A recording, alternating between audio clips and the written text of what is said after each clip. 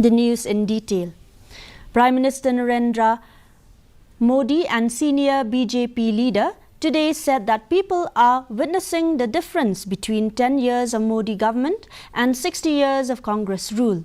Addressing a public meeting at Madha in Maharashtra, he said that while Prime Minister during the Congress rule chanted the phrase Garibi Hatayenge, it is the NDA government that lifted 25 crore people out of poverty in the last 10 years. Modi said that in 2014, there were about 100 irrigation projects that were struck for decades, and the NDA government has already executed 63 of them.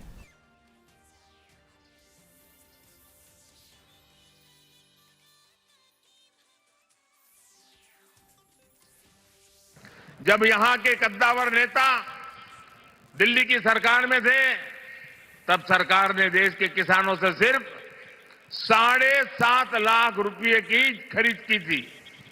7.5 lakh crore की। आज 10 साल में 20 लाख करोड़ रुपए की खरीदी हमने करके दिखाई है।